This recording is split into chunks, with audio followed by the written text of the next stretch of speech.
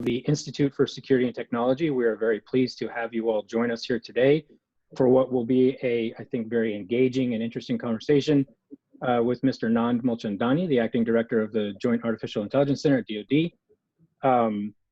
Thank you to all of you for joining us here today. This will be the first in a series of engagements with senior level leaders in security and technology from both industry and government.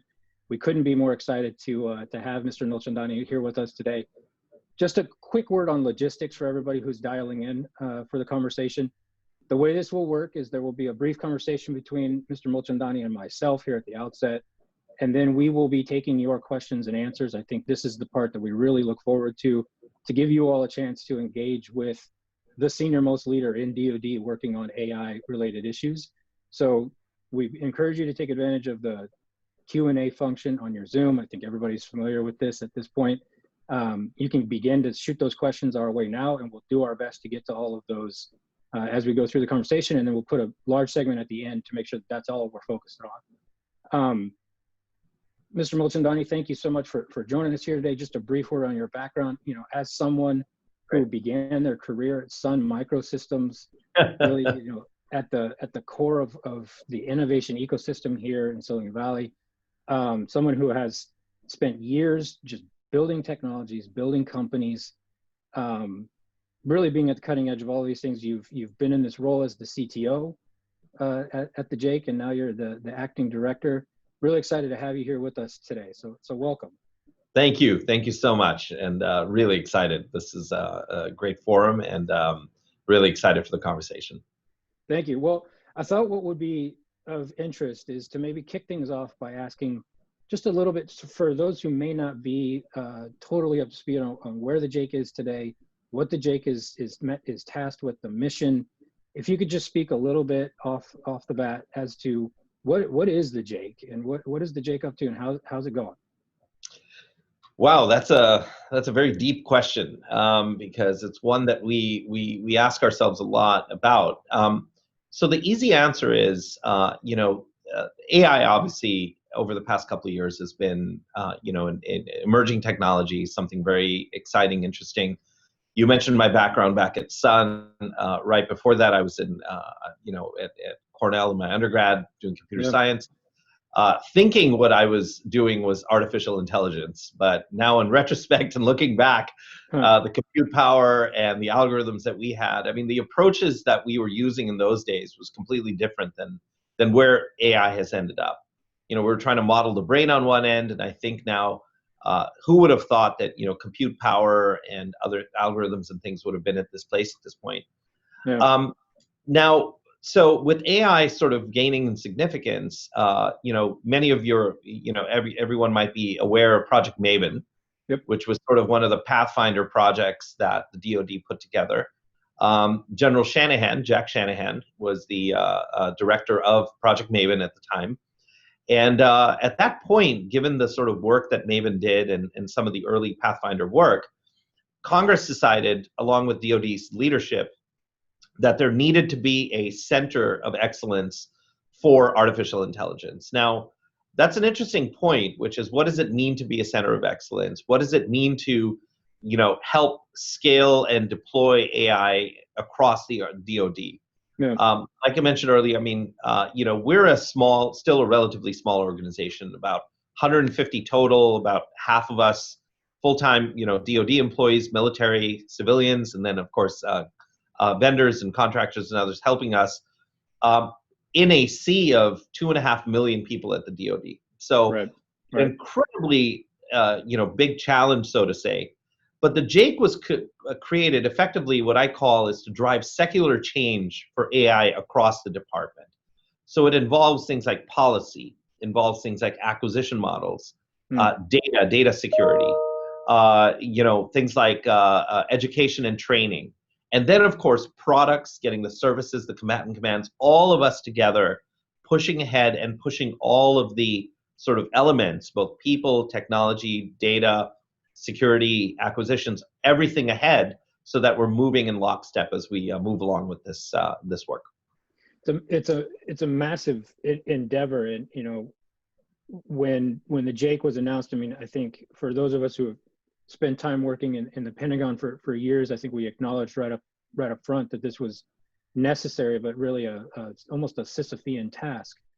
I mean, you just listed so many different elements of the overall the business enterprise. So, as someone who comes to this with that Silicon Valley background, someone who understands not just what it takes to build the technology and to innovate, but to also then take a product and turn it into a successful business.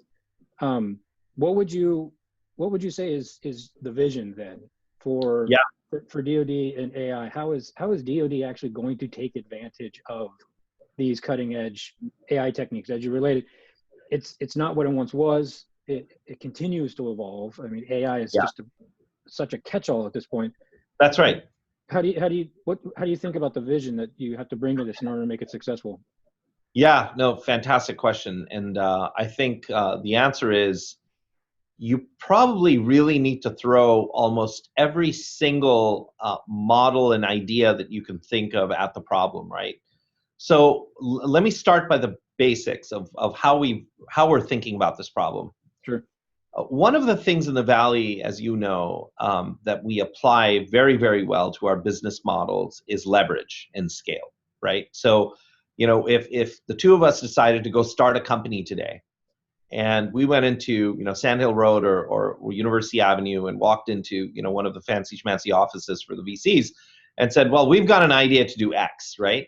Yeah. At the core of the business model and the idea, what investors are looking for is leverage and scale, right? Because that drives profitability, that drives differentiation, that drives your core of your business is that model. How is the model unique and different? Yeah. So one of the words that we use here a lot at the JAIC is the word leverage. How do we create leverage between every dollar that we spend or every activity that we do to lever a 10x, 50x, 100x, 1000x every piece of work that we do? Sure. So let me give you examples of leverage, right? So an example is like what we do in acquisition. Now, you might say, well, acquisition is such a mundane thing to do. Everybody does acquisition at the DoD. Well, one of the things that we talk to our acquisition team, you know, our chief and the team is to say, you're not doing acquisition just for one product or two products. You are building the acquisition model that we want to templatize and scale across the DoD. So for instance, data rights, data protection categories, model rights, intellectual property. These things we standardize, we export this out to the rest of the DoD, and that becomes a canonical template that you can use in every single AI acquisition. Similarly, ethics and policy, right? Building out the ethics model. Products, we have a product called Project Salus in logistics. Well, for the first time, we have a platform now that we have at least 3 to 4 different organizations across the DoD and the federal government using or starting to pilot in terms of using the same platform. So this idea of reusability and scale and the marginal cost of software become very, very important issues for us. So we're bringing very much of a Valley mindset to how we do this and make it happen. One of the things that we often have to recognize is perhaps the cultural impediments when moving down that sort of a path, right? So being able to establish those templates and to be able to move them into the various components and the various elements of the bureaucracy. As you've gone through the year that you've been there, how has that element of it been going? If you could speak a little bit to how it's been in terms of the JAIC and its efforts to actually bring these capabilities or these platforms, templates to the rest of the building. It's right.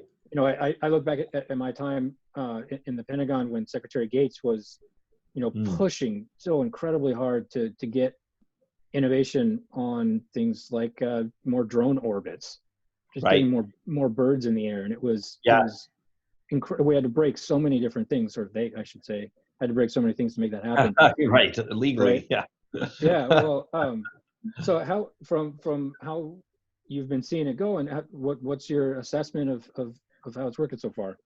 Yeah. So the way I'd answer that question is, see, I've been here a year at the DoD, so I don't have something to compare it against, i.e., that I worked in another part of the DoD or area, and happen to now be in AI, and that happens to be the hot ticket. Yeah. The shock to me on one end was, when I signed up to be part of the DoD, everybody warned me that it would be just an awful time. All the things you said, right? Resistance, bureaucracy, everything. Now, yes, there is bureaucracy, there is overhead. There are things here that we do in the government that I'm realizing, some of it real and some of it, wrongly so. I call this somewhat of a Stockholm effect sometimes, where we'd be sitting in a meeting and somebody comes up with an idea, and the joke that I have is, if it's too good to be true, it's probably illegal. And if it's not illegal, we'll create something to make it illegal, right? But the point is, these rules and regulations are in place for a reason, which is, we deal with weaponry, we deal with, very, very important, very serious issues, and so there are rules and regulations that are put in place for a good reason. Now, maybe they go too far, et cetera. Now, one thing to say is AI has been one issue, and I think this may be 1 in 100, where everybody agrees it is a national priority. So everywhere from Congress, I mean, this is a bipartisan, issue that everybody agrees on. The White House, the DoD senior leadership, every single combatant command, every single commander, every single service, chief. So the beauty of it is everybody agrees this is a priority. It's either maybe not the number one, but maybe in the top 3 priorities for the department. Yep. So I've got to say, in aggregate, everybody working at the JAIC feels incredibly special, because the authorities we've been given, the budgets we've been given, the focus has been absolutely outstanding. Now, could it be more? One of the things that we're sort of working through is, I'm the second big belief I have is in the technology commoditization curve, right? Yep. Something that we deal with in, again, the tech community all the time. Yep. Now, AI as a technology, or a collection of technologies, like you said earlier, it's not a single market or a single tech, is going to follow its own commoditization curve. And certain areas of AI are highly scaled, right? You want to do image recognition on certain types of images. Sure. You want to do NLP, natural, other things. Those are highly scaled. Full motion video object detection, from 40,000 feet, kind of hard, right? So there are different varying things. And so what we're doing is more of a portfolio-based approach, which is things that are scaled, things that are ready for pouring more money into and operationalizing at scale. We're starting to do those. And then there's certain areas that are research that DARPA's working on, Maven's working on, we're working on, that are still getting incubated, that we're going to take our time getting there. And I know we'll get into it, but there's an entire aspect of how new tech gets absorbed into a place like, like the DoD. Yep. And, we got to sort of deal with that there as well. So you mentioned this in the press briefing that you did recently. I think we can continue the conversation about the bureaucratic challenges and, what are the best and worst case scenarios for DoD in terms of adoption. I think, as you noted in your press engagement, one of the pieces of this that we can't really have this conversation without starting to think about how these kind of play off of each other. You just mentioned it's a national priority. Yeah.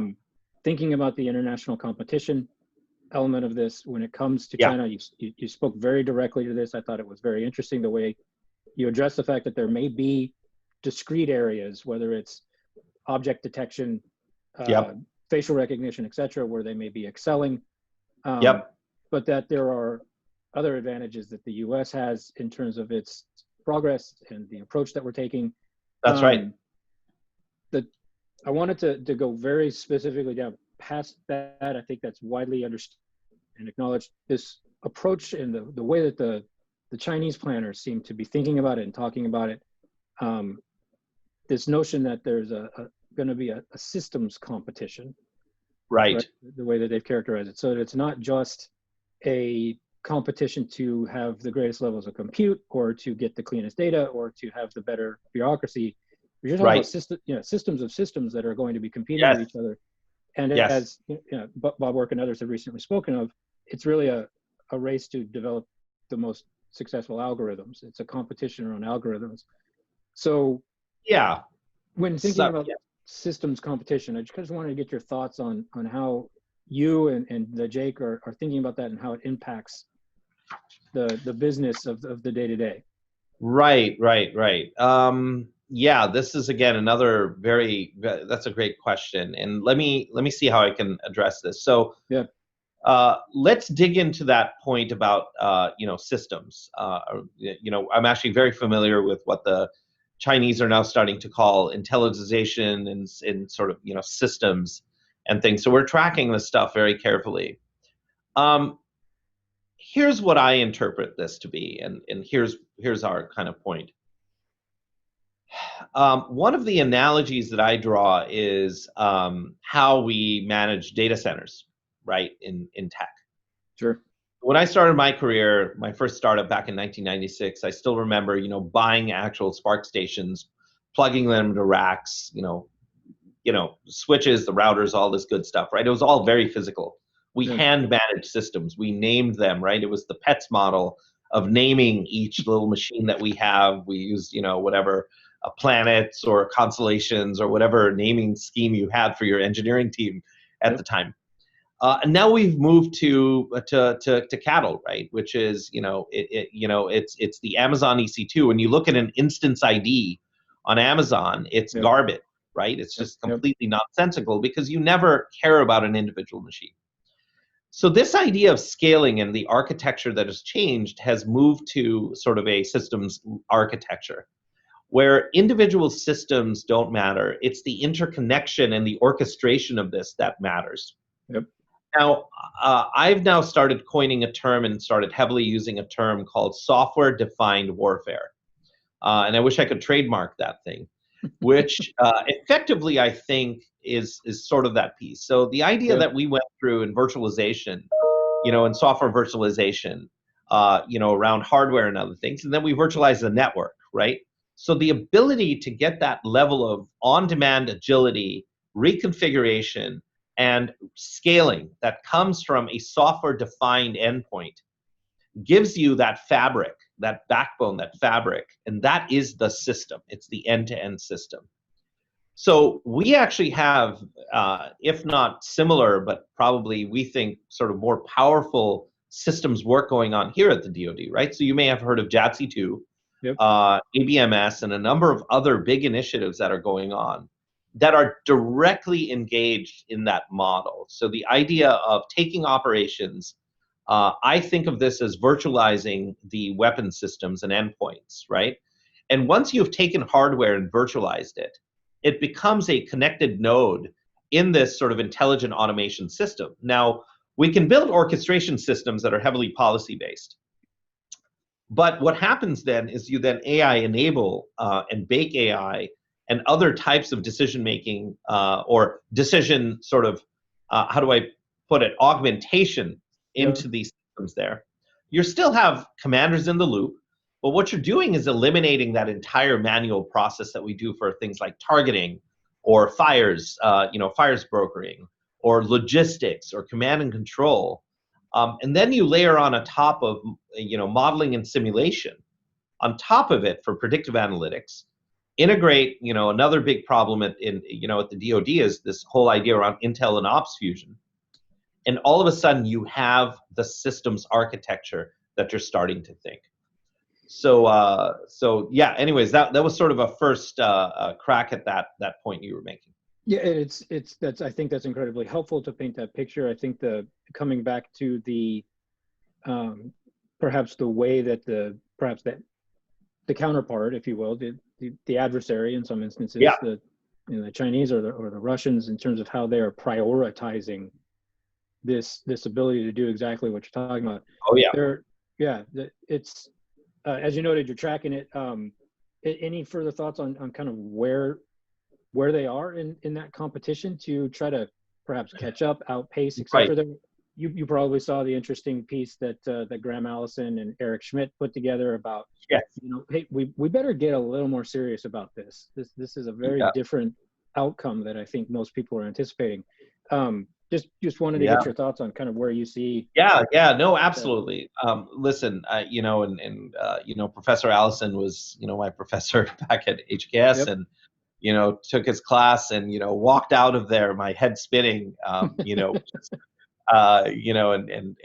Eric, obviously, through the National Security Commission on AI and the DIB, it's directly connected with the JAIC and the creation of the JAIC. So we're very familiar with obviously the thinking that's going on there. The first thing that I'll say at a blanket statement is, the Chinese and Russian technologists in this area are, world class.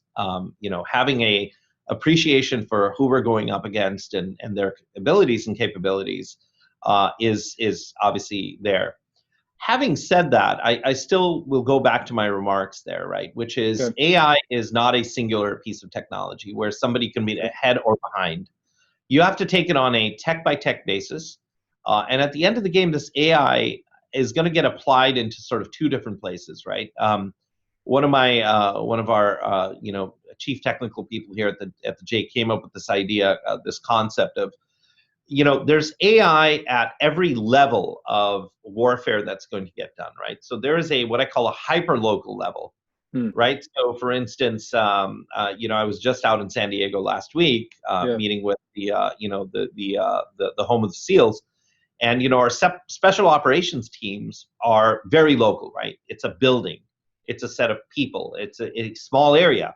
Well, in that case, AI is assisting in a very different way than a commander, say, of INDOPACOM or EUCOM, right, at that level. So the level of AI, the types of work that we'll do for them, the systems that they need, AI we apply at every different level is very, very different. So at the hyper-local level, we call things like autonomy, right, where we're assisting people with machines and our folks with machines or systems, information that is tuned to making them more productive or a force multiplier, right? And sort of both the sort of intelligence and decision advantages. Then when you move up the chain, you're actually looking less at autonomy and looking more at automation, right? Like we're talking orchestration. So at that level, it's a different ball game. And then you're looking at things like analytics, predictive analytics, or other pieces. So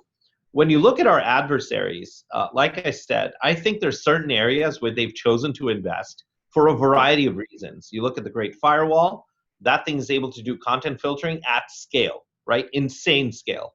But that's done for a particular reason. Facial recognition, stuff that we at the DoD don't do, are obviously other parts of the government probably do or need to. But those are areas. Now, here's where the tricky part becomes, because there was a corollary to my thing, which is data sets. So AI algorithms by themselves are, I don't want to say useless, but that's not the bottleneck today. The bottleneck is data. And I'm actually going to, there's stuff I can't talk about in great detail here, but the idea I'll leave your, the audience with is data sets across the world and for different uses and use cases are going to become incredibly important. So this idea of boutique data sets for boutique purposes in regions and areas and functions. So instead of thinking of data as an undifferentiated mass, you have to start thinking of data as literally that bookshelf behind you, right? You pick out a book for a particular mood or thing you're going to be doing.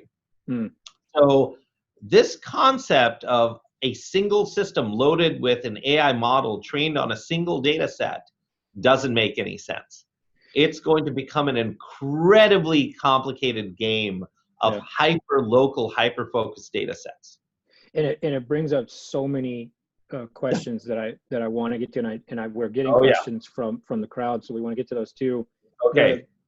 I knew this was going to go down a rabbit hole, but it's a very, very important point. It's the core of it, and you there's so many different pieces to it, right? So if you talk about the regulatory element, so how do you actually make sure that those are not being because it's an open community in large part. There's not Yeah, just open source capabilities, but the data sets are in large part open. How do you work on export control and regulatory approaches so that you're not over yeah, constraining? And what are you going to regulate? that's You're going exactly right. to right? You're going to That's regulate the exactly right. algorithms, et cetera. This gets really complicated. I'm curious if you could speak, maybe this gets to what you're just talking about. The Joint Common Foundation Yeah, is this real attempt to create a platform or a I don't know how you'd like to describe it, but an ability to actually have that available yeah, across the building. yeah, yeah. What is the JCF and how does it actually work? Yeah, no, great point. Great question. So the basic idea is as follows, right? Which is, um, you cannot, I mean, we can't do Soviet style planning to try to enable AI across the department. So part of the job is to push this out to the outer edges of, democratizing access to compute, data, and storage and other things, right? And tool sets. So the JCF is designed to be the central AI development platform, if you may. Now, you can have multiple instantiations of the JCF. The way it'll be designed and built is that every service may run its own JCF, or every region may have a JCF.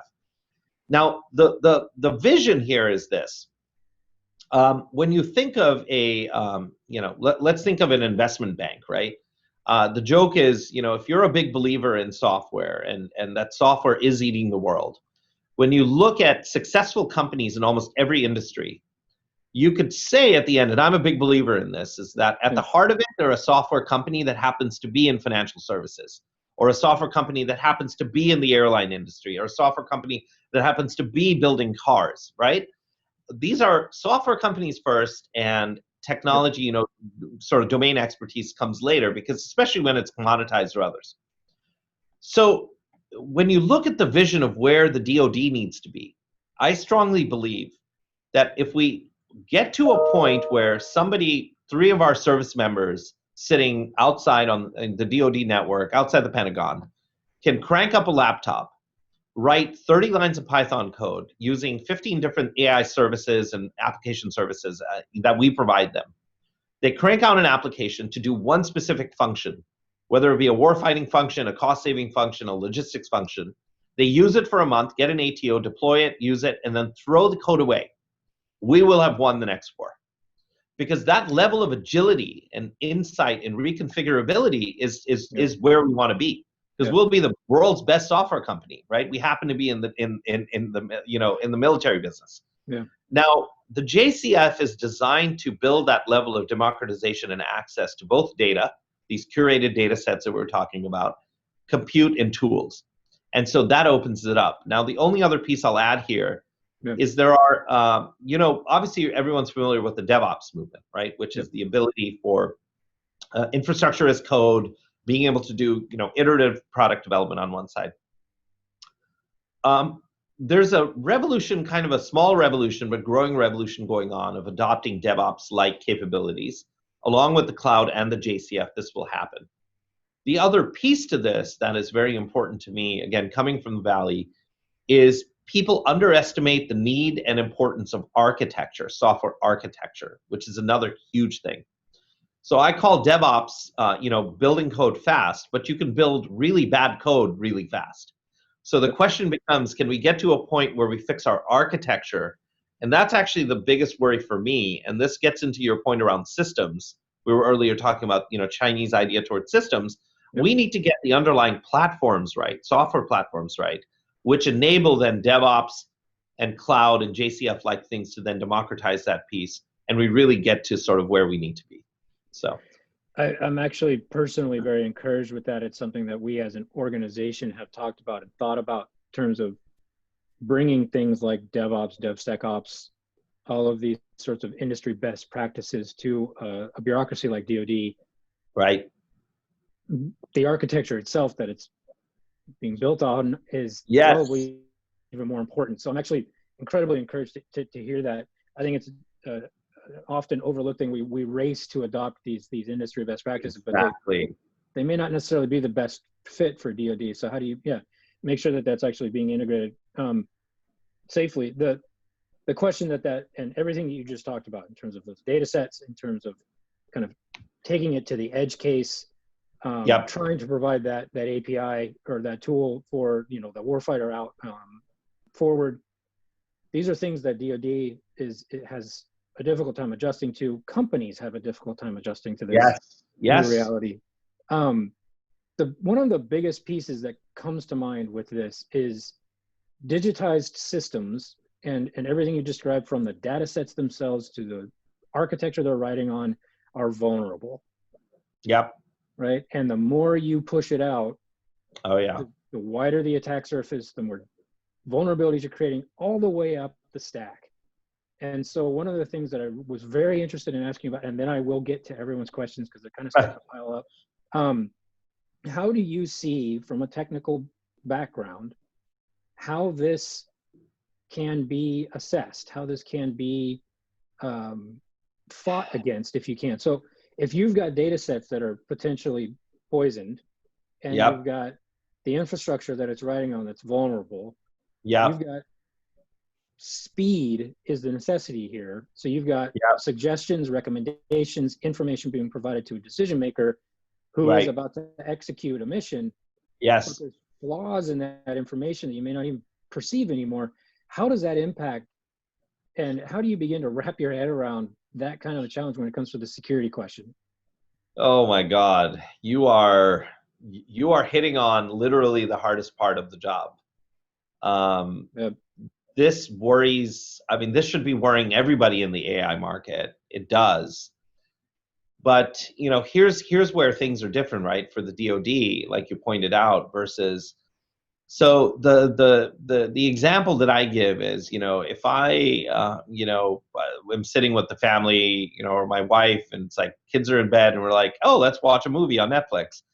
And we get a bad movie recommendation. The worst that can happen is my wife turns to me and she's like, that was a really dumb, bad movie, right? That's just a bad movie night, right? So I get, I get hit over the head for wasting our time that evening doing that. Or I buy something from Amazon that got recommended that was bad, right? So when AI goes bad, it is because when you look at AI used today, you can deal with false positives because they're primarily in recommendation engines, right? Yep. If Siri doesn't respond properly, or Alexa, whatever, you end up in a situation where you can deal with it, right? You can deal with the false positives. You can understand it. There's a human there to deal with it. Yeah. Obviously, this is a whole debate and discussion around, like you're pointing out, the pressure is speed. And then therefore you're compressing these timelines. The systems can't be fully validated.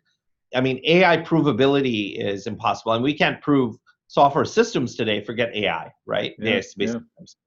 So what is the thing? Well, a couple of things. One is huge investments in T&E.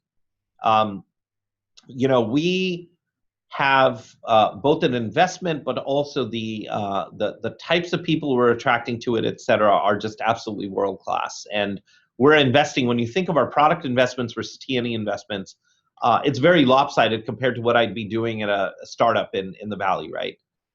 T&E there was important, but it was always thought of as we got to get code out first and let the customers T&E it, right? Test in production. Yep. Yeah, exactly. We can't test in production here.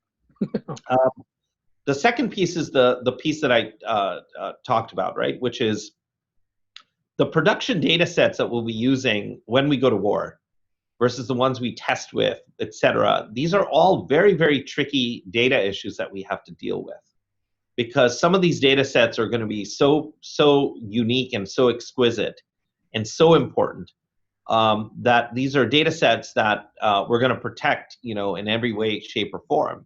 Because at the end, when an AI system, that is the intellectual property, that is the most valuable piece there.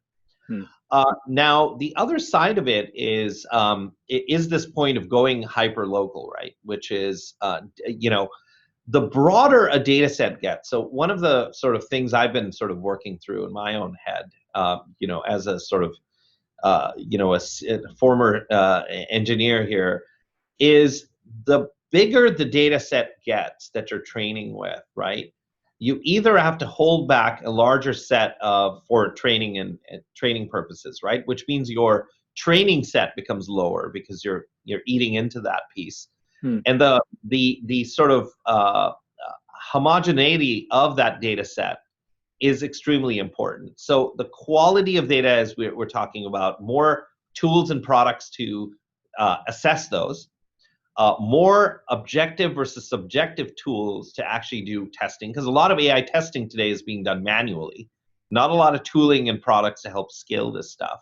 And last but not the least, getting smaller and smaller data sets that you can get your arms around becomes actually incredibly important, but it adds huge overhead when it comes to the testing matrix and the size and scale of it. So that doesn't answer your question per se, but I was just trying to expand out the size and scope of this problem. And the last piece I'll throw in is adversarial AI, right?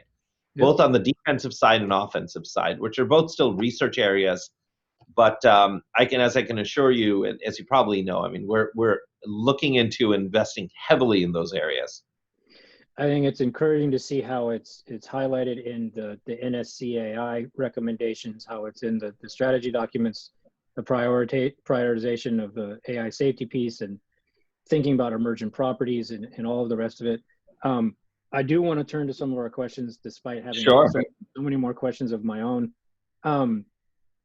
There are questions about those data sets that you were referring to in terms of how that is being worked on in collaboration, perhaps with vendors and outside partners. So noted, right? Very, very interesting to see Deloitte come in as the winner on the JCF.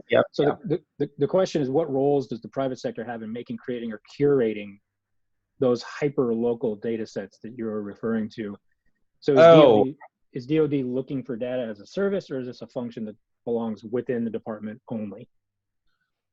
That's a great question. So when it comes to generically things like tuning algorithms or building the algorithms and getting those right, vendors can bring their own data or build their own models and things with it. But ultimately, the data that we supply, the DoD's data, is the data that we will curate and build our models with. Because ultimately, and you raise this other issue, right? When not the DoD, but somebody sells an AI product, they're selling a distillation of the data that they trained with that product. So the only valuable IP here, and I'll say this openly, is the models are all open source nowadays, right? Most of the tech and AI is out there in the open. So the only proprietary thing that we have as an advantage is our data. And so the data does not we don't share our data with the vendors. When we do development, AI development, primarily even on the JCF, but even other products, are all done on enclaves at the DoD. So vendors log into our enclaves. The data never leaves the DoD. We don't give out copies of it. They don't get to keep any of it. It is literally our data. Because, as we say, that data, once it gets out there. Now, we are augmenting and use huge amounts of open source data. We buy data in some cases across the DoD writ large. We use labeling services. We use a bunch of things there. But everything that gets curated and everything that's generated is owned by the DoD, and it never leaves the DoD. And we just hired a chief data officer, Dave Spurk, who used to be the CDO for SOCOM. He's now the DoD's chief data officer. Dave and I, we're tight. We all work for Dana Deasy, as CIO. So AI, data, cloud, these are all things where we're very tight. We're now Dave's starting to put in, big governance processes and things around data and data ownership, data curation, that you'll see make it more explicit. So one of the questions that's come in, I want to get to, that's along those same lines. Dave Spurk is a legend.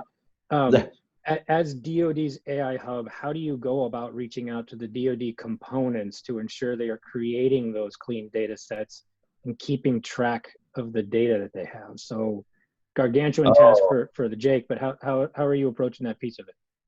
Wow, well, that's a great question.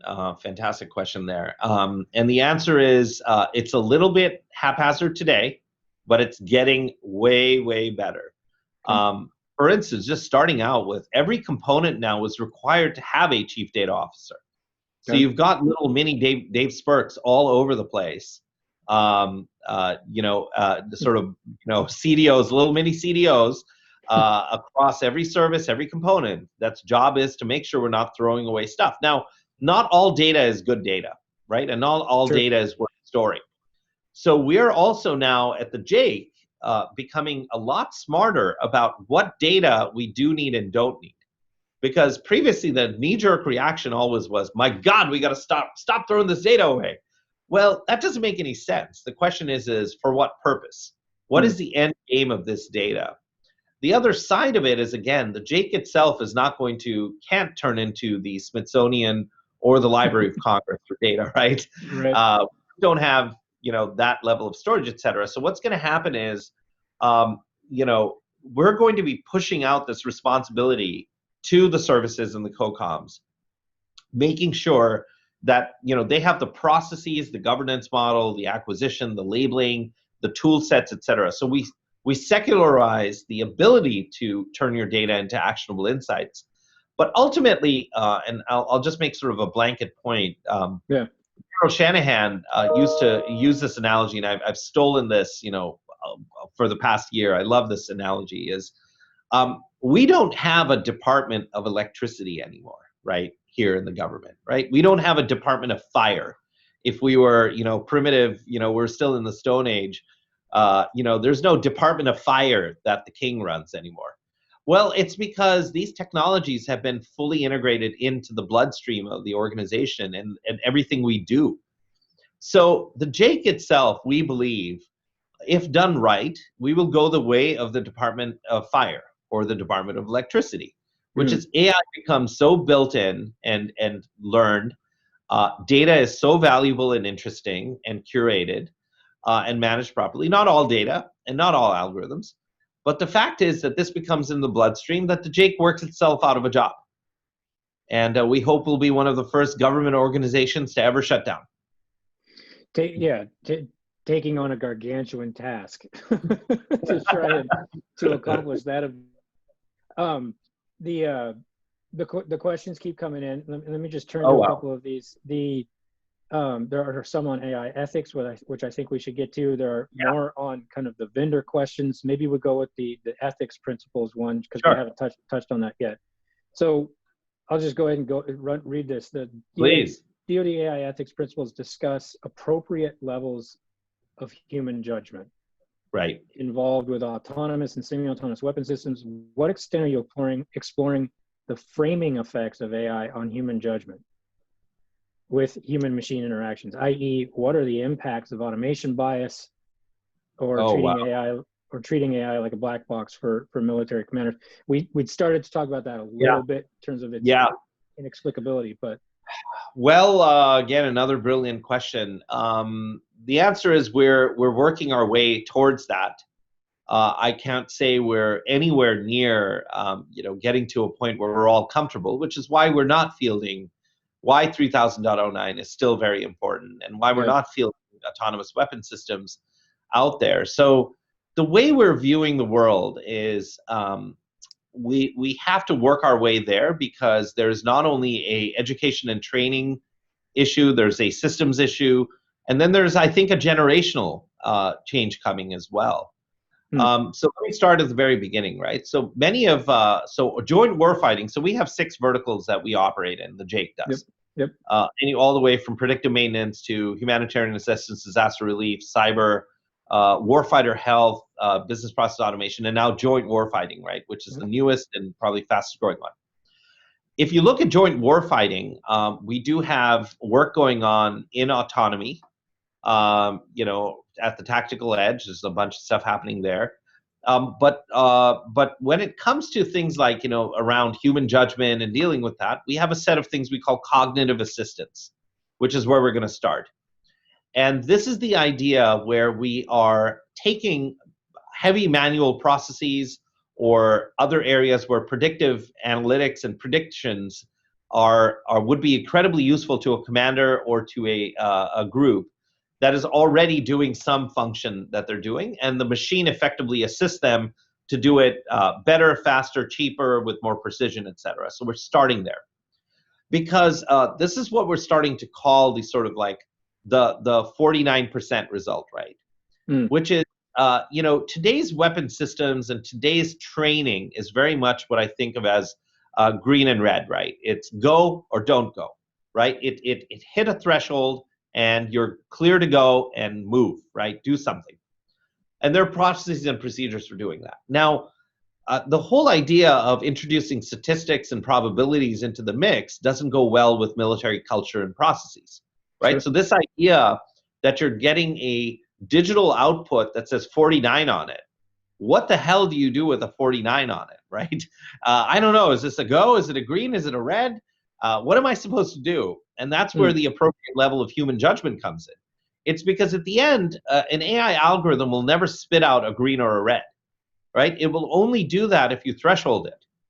Now, it's very funny because as a former programmer, another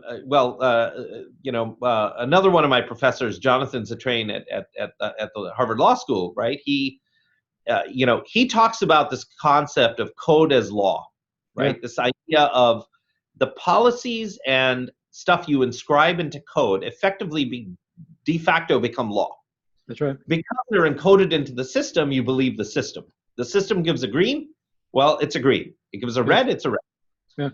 Now, there's an aspect of logic and thresholding that's already imputed into the system that allows you to trust it. With AI-based systems, what we've done now is we're now exposing information about the actual underlying data and algorithm to the operator that we normally wouldn't have. So in many AI systems, you will actually see the object, and it will give you a probability estimation of what that thing is. Well, in normal analog system, normal previous systems, we would never do that. We would never give you that insight. So that's where we're going to have to start training our officers and everybody to deal with systems now that are giving you probabilistic feedback, or we're going to learn that we can't do that. We're going to have to then start thresholding this and say, great, an AI-based system is going to come back with a number, and we're going to have to decide based on the situation, based on the training data set, based on the algorithm, that we will threshold it to either red or green. And this policy, this thinking, this procedures of turning these products into operational systems is the learning that we're doing right now. And it's not done. It's a very, very complicated process that we're going to have to deal with here. And to a certain extent, because of the mass of the data itself and its nature, I think that's almost a never-ending process. Absolutely. Right? Exactly. With inherent fallibility and the bias perhaps built into some of these data sets, that's an immense challenge over time. You mentioned something I wanted to come back to. Someone had asked, how the joint warfighting piece of this is actually progressing. Can you please provide an update on the initiative? What's next in the joint warfighting initiative? Yeah, let me see how much I can give you, because a lot of this is classified. What I can say is that JW, like I said, the big focus there is around the sort of what I call the autonomy and the automation pieces, right? So on one hand, we're investing a lot in these sort of cognitive assistance, like I talked about, tactical edge, autonomy, and autonomous systems to that extent. There's a heavy investment to that. So if you connect joint warfighting, sort of step your way up, right? At the top of the heap is the national defense strategy, right? At the end of the game, if you want to read and understand what we're doing at the DoD at writ large, the national defense strategy is our true north, right? So now you decompose that to the COCOMs and the services that are delivering, are going to be the ones that are most active supporting the NDS strategy. And then you think of the JAIC as being focused on highly leveraged items and areas. Well, that connects us directly to many of the COCOMs that are at the heart and soul of the NDS strategy. So when you think of joint warfighting, much of the work we're doing in terms of automation, for instance, is connected to JADC2, command and control, logistics, fires, targeting, big items that effectively could use AI at the macro level. And then there's a lot of work going on when it comes to autonomy, which enables the hyperlocal and the theater level changes and shifts to happen there. And then you connect the two up, which is that end-to-end systems approach. And all of a sudden now you have the sort of software-defined warfighting aspects that we want to be able to deliver to our commanders. One of the things that came up in some recent discussions around these systems is, you know, the fact that all of it is very nascent, right? And it's very much still a learning process, and that really there's no program of record for some of this stuff.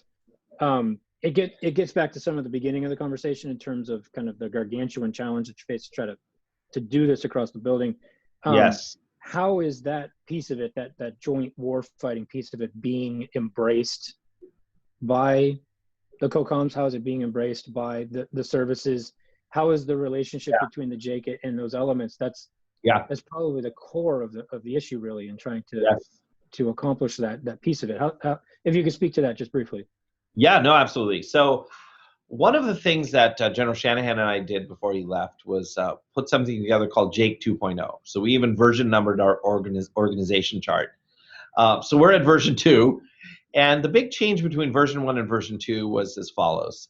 Our military colleagues at the JAIC are domain experts in their area, right? So for instance, our joint warfighting, our joint warfighter health, NMI, mission is headed up by Captain Hassan Tete, who is an actual practicing cardiac surgeon. He does that on weekends and then AI during the week. He's a crazy guy. Or Colonel Brad Boyd, right?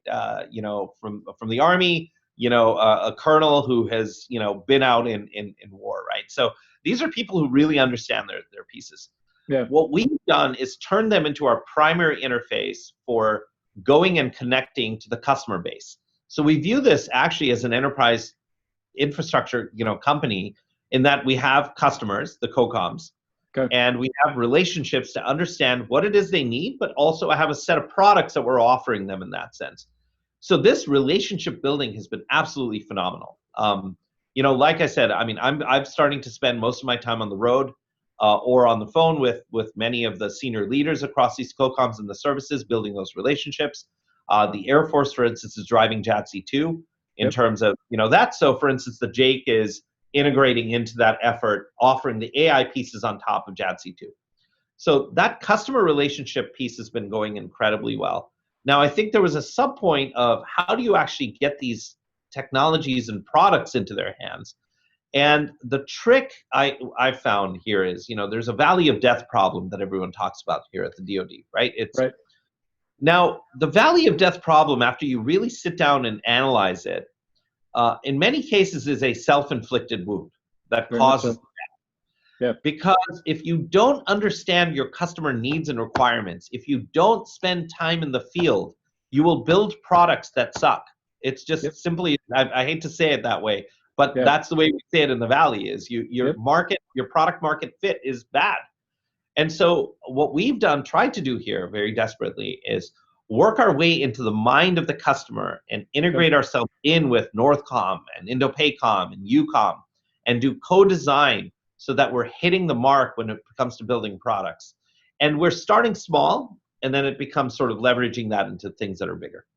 So I think it's a huge challenge. That I think that's exactly a fantastic way to try to be approaching it. It gets to one of the first questions that actually came in, which is this perennial problem. It's something you addressed in your press conference, to talk about this relationship, not just internally, but also externally. For the JAIC to engage not just with the large standard vendors, right, but some of the smaller actors. So the question that came through was, you know, as a past founder, it's hard to make licensing sales models fit with the DoD procurement approach. If you could speak to that just briefly, how the JAIC is thinking about that, how you're actually, I know you've got somebody in Mountain View who tries to build these relationships and encourage people to get involved. How do you approach that from the JAIC's perspective to make sure that those relationships are being built with these cutting edge companies? Yeah, no, that's a tough one too, because, you know, being such a small little organization, our ability to absorb, I mean, I don't want to say we have perfect market coverage, but I can tell you for a variety of sectors, we probably know all the players, both good and bad in that sector. We have great relationships with venture capital industry. I was over at Excel Partners before that. That's I right. still retain a lot of relationships back in the Valley with other VCs. And we use them as long-range radar, right? So they do, incredible work in terms of assessing who the founders are, tracking them, pulling talent out of big companies, et cetera. So we understand the global war for talent exists out there.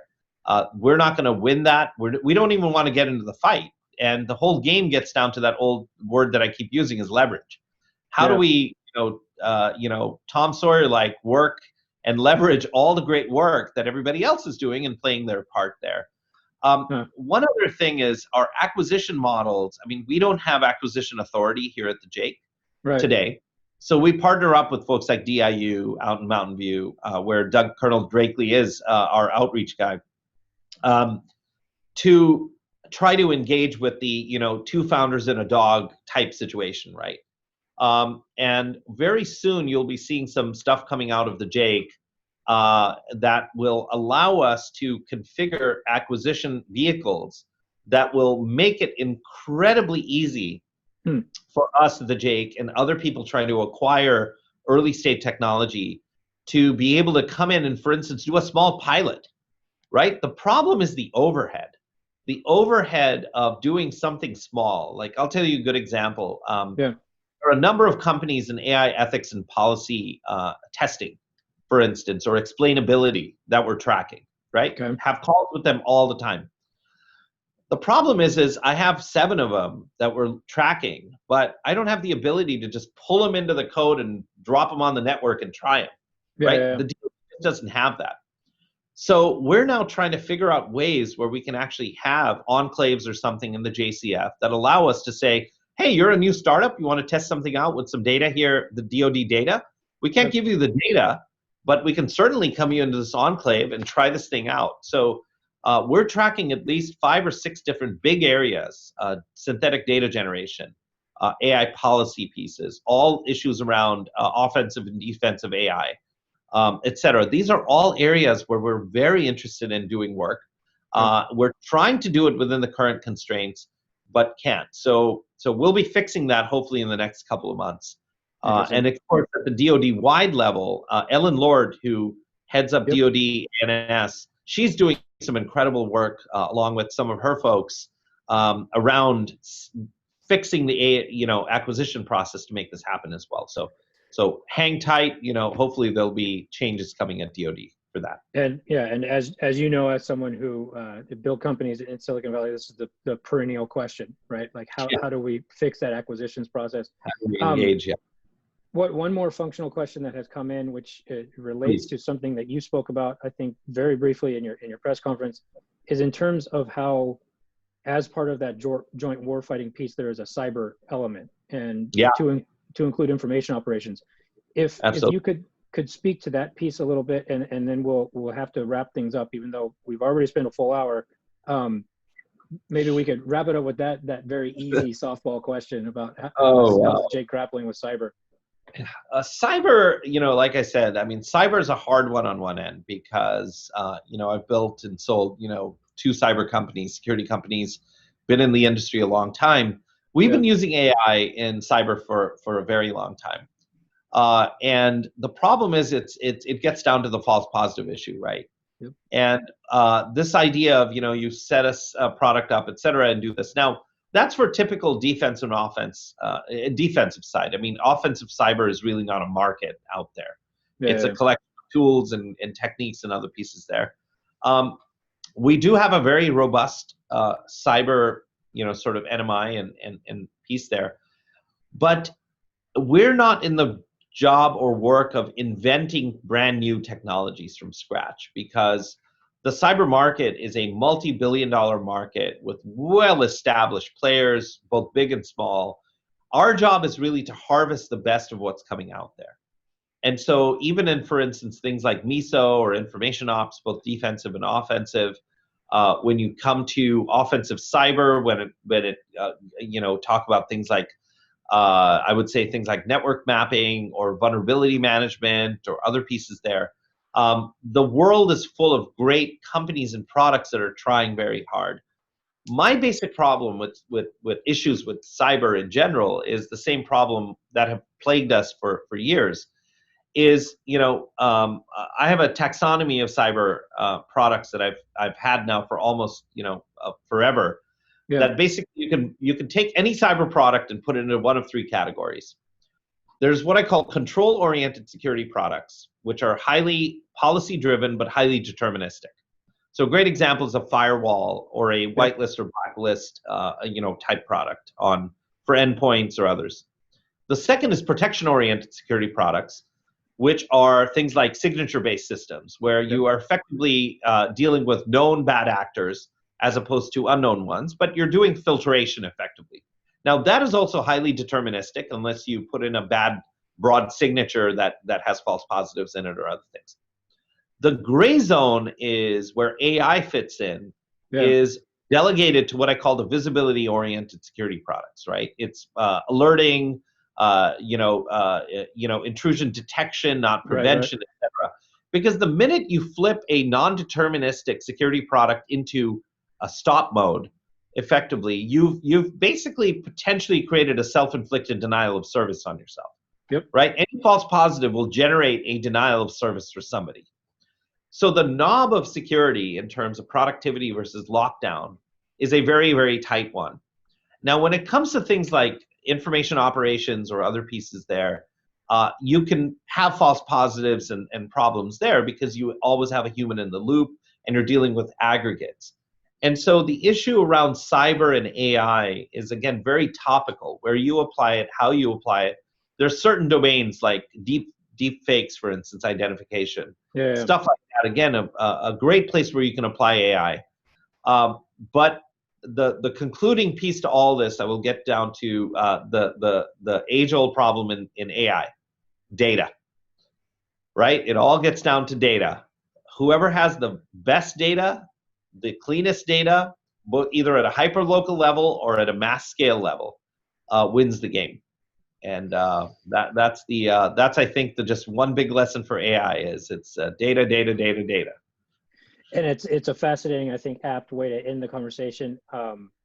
The data competition, right, when thinking about the future, there's some pretty significant data collectors and producers out there who are maybe not who we would prefer to be in the lead at the end of the day. So that's I think. Yes.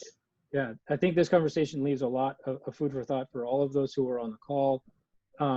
I would point, to everyone who's listening in, the JAIC has a fantastic symposium that's coming up in September. Thank you. Everybody should make sure they sign up for that. Nand, thank you so much for your service and for what you're trying to accomplish there at the JAIC. No, thank you. Thank you. This has been a wonderful conversation. Just really enjoyed it. Thank you. Thank you so much. Thank you. And thanks to everybody for tuning in. We genuinely appreciate your support. Let us know if you have further questions. We're available and looking to engage with all of you. Be in touch. Nand, thank you again. Thank you. All right. Bye-bye. Thanks, everybody. Thanks.